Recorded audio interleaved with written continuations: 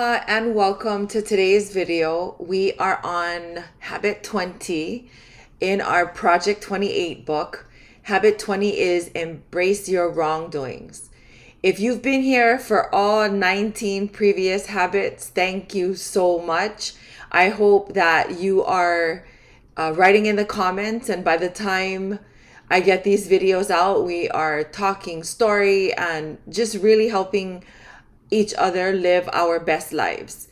And just one thing before we start, what's really cool about the way that I'm hoping this goes, right, is that we can support each other, but still there are boundaries that are helping us to support each other the right way. Like this is, to me, this is a combination of just the best of both worlds, where we can sort of connect.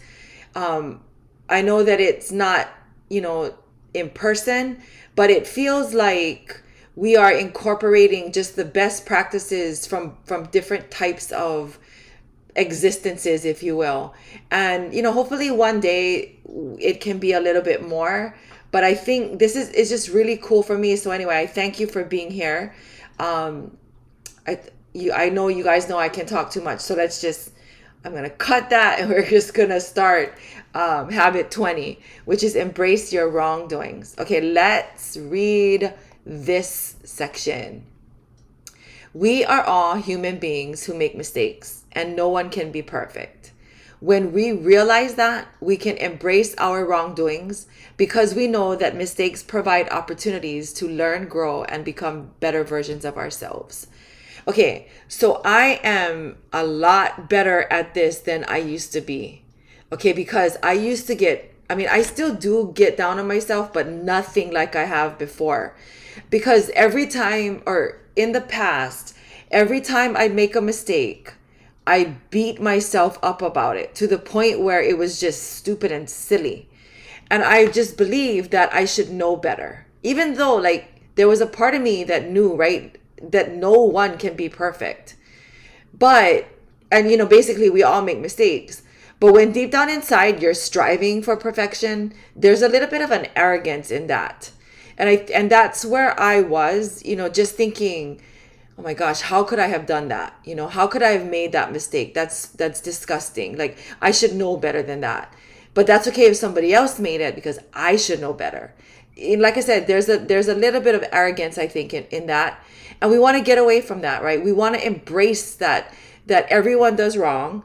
And we also want to embrace the fact that doing wrong and learning from doing wrong, it really becomes a gift for us, because we can realize the mistakes, right? We can, just admit to the mistakes.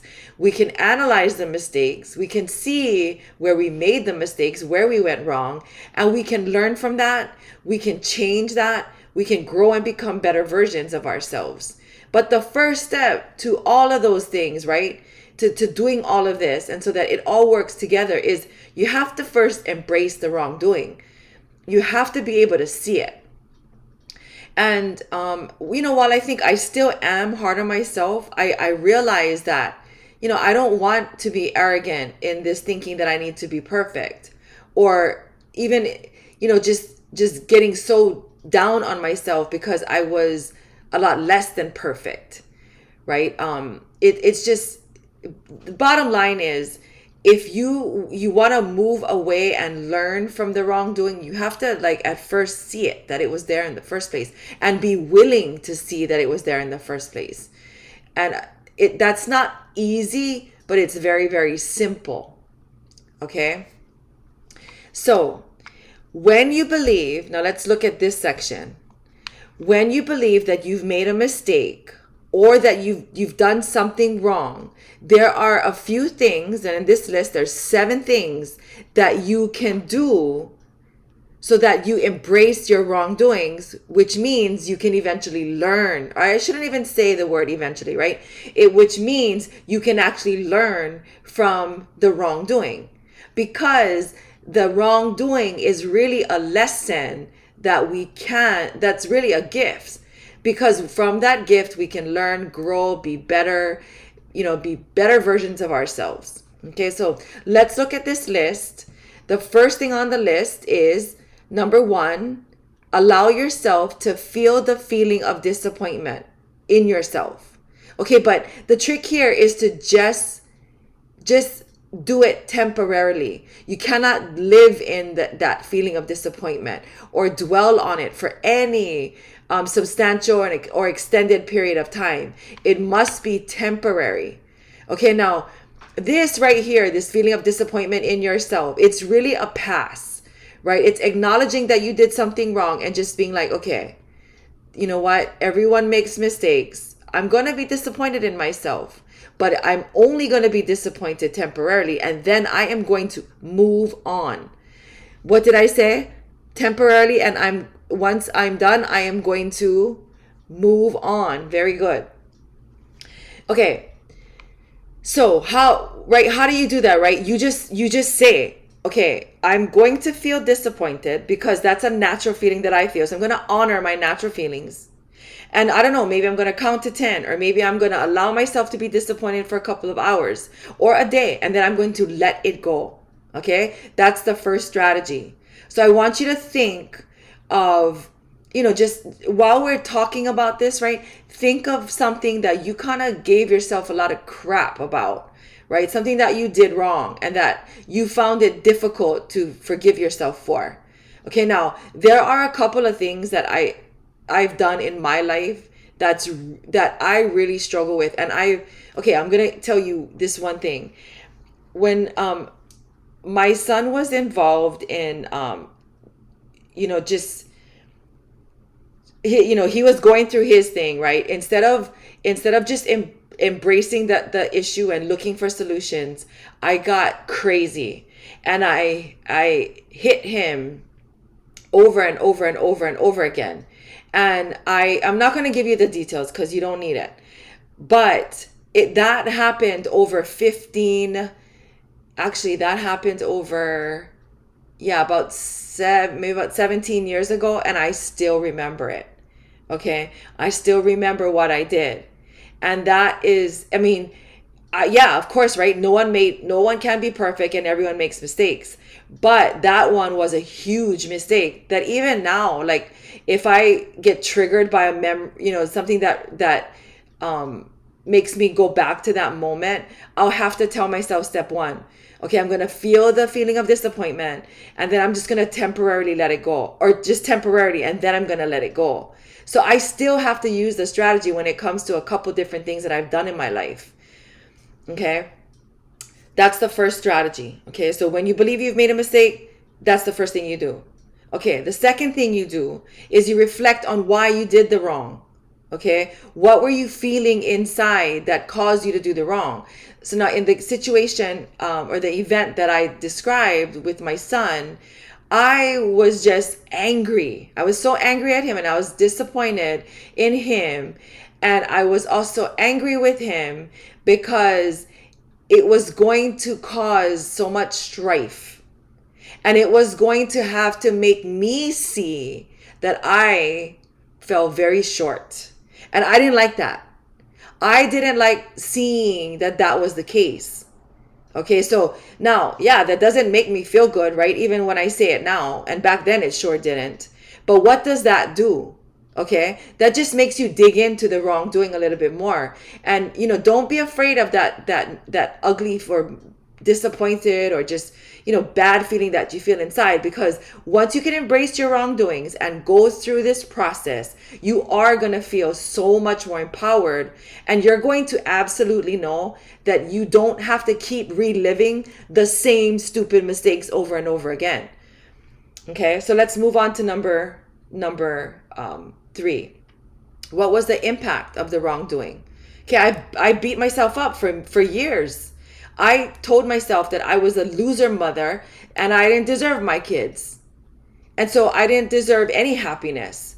So in essence, I really stopped my happiness from coming. I didn't want it because I didn't really feel like I was deserving of it. Okay, now that's the impact on me. But what about the impact on my son? I'm sure, I mean, we talk about it and I've apologized over and over, and I tried, to make things right. And I fall sometimes, although I've never hit him since that day. But, I've said that, like just mean things. I mean, I guess I've said very blunt things, and I could have been more nurturing when I said it. But I just felt like I needed. Anyway. That's for another habit. But so what was the impact of the wrongdoing? It impacted my son because he felt abused. Right? He felt that I didn't love him. He felt that there was a wall, or there was an end point to where my love and support would end, right? And so looking back, right, I'm able to answer all of these questions because I've been working on it. Okay. But I guess my message to you is that when you analyze and when you use these strategies, you will work on it, and you will stop making the mistakes that you made, or at least, okay, they will decrease in its intensity, and they will decrease in its frequency, right? The latency between one mistake and another mistake will increase, right? So there's a lot of great things, growth, right, that can happen when you use these strategies. Okay, so we just went over 1, 2, and 3. 4 is to apologize. Okay, so I have like sincerely, genuinely apologized, and have tried to do things for my son to kind of make up for that. And some of those things are just, okay, this is why I did it. This is what I was lacking when I did it. This is what I should have done. I recognize that you were going through things that you needed help with and you weren't getting it. And I'm so sorry. What can I do for you now? What kinds of things can we do to make it better? I'm going to say that again, right? Sometimes I say those things, but it's in a maybe aggressive way, or maybe I'm yelling because I'm angry, right? This doesn't end all of the wrongdoings, or the mistakes. But like I said, the frequency, the latency, all of that improves, and you can really appreciate the growth and the effort that you're making, and the fruits of your labor. Okay, 5, take accountability. So like I said, right, it's like you apologize, you accept the ramifications, the consequences, and you just do what you need to do to change that around. Okay, to turn around that mistake. Okay. Number 6 is you offer a remedy or a solution. So in my situation, basically I explained on multiple occasions that, to my son, it's like, I'm trying to do XYZ. I'm going to counseling. I am, going to church. I'm journaling. I am evaluating my behaviors. I am trying to take, I'm doing all of these things so that you don't have to be in that cycle of me doing it over and over and over again. Okay, that's 6. Number 7, make a list of other options you will take the next time. So a situation like this occurs, right? The next time a situation like this occurs, what other options do you have? And it might be as basic as run in the opposite direction, okay? Or call a friend, or take 10,000 deep breaths, or think about all the ugliness that can come from a bad decision, okay? So these 7 things are really, really, really powerful things that you can do all together, okay? Or one at a time, or you can do 1, 5, and 7, or, so you do what's right for you when you are in that whatever mistake that you've made, okay? Now, let's look at, I was going to say, do you guys have any questions? But it's not like you can ask me questions. Anyway, let's go on to this section. Okay, what is one thing you did wrong to someone for which you've never said sorry? You're going to write out your apology to that someone. Okay, so I've done this as well. One thing I did was I wrote an apology to my husband for always being skeptical and never trusting. and I'm not gonna say I'm 100% at fault, because the situations and the strife and the whatever comes between us, it's a lot of the times, right, it's sort of 50-50. But in this case, just always being skeptical of him, where it's like, like he always sees that doubt and that skepticism. Like, that's an ugly place to be, and that's not a comfortable place to be for him. And so I've written out, not like in like a formal letter, but like long texts, or like I've said it to him in person, like, hey, I've been thinking about this behavior, and I'm sorry that I've done this to you. I didn't mean it, but this is why I said, right? So typically I like to say, the what I did, right? The what, basically the 5 W's, right? The what I did, the why I did it, okay? And then, basically you're going to explain your part in it. And it doesn't really matter, right? Like, their part in it, because this is your apology. This is you embracing your wrongdoings. So in this section again, and I apologize if you can hear the motorcycles going back and forth, and I did explain this in one of my earlier habits, or one of the earlier videos. Anyway, you're going to write out, okay, basically the what you did, okay, why you did it, why you're sorry. And then what you can do is you can use these steps, okay, or these suggestions, to help you draft the apology. Okay, so basically you made the mistake, right? So I'm sorry. I feel so disappointed in what I did. And then you explain, right, what was done. And then you reflect on why you did it. So I think I did it because I was feeling blah, blah, blah, right? I realized the impact on you was blah, blah, blah. I just want you to know I apologize from the bottom of my heart, and I will, I will, and then, you're on taking accountability. I will do my best to ensure that this doesn't happen again by doing 1, 2, and 3, right? And that's kind of moving into number 6. And then the next time or we are in a situation, a similar situation, instead of be skeptical and doubt you and show you my skepticism and doubt, I am going to, maybe explain how I feel and how I don't want to feel, and ask for help from him by possibly affirming me, or by explaining that it's not the negative, it's not anything negative, right? And so you're going to, in this section, again, write down the apology, okay, to someone that you've never apologized for. Okay, so I know you can't do this now, right? So I'm going to end the video, but I want you to think about it and really take the time to embrace your wrongdoings and allow it to empower you, so that you're not making the same mistakes over and over and over again. And again, use this list of strategies to help you craft the idea. Now, if you are one who struggles with writing and or spelling, and that frustrates you, then just record it on your phone. Use the microphone on your phone and record it. And, chances are the person you're sending it to is not going to care about your spelling or about, just grammar. Okay. But anyway, so I want to make one point before I end this video.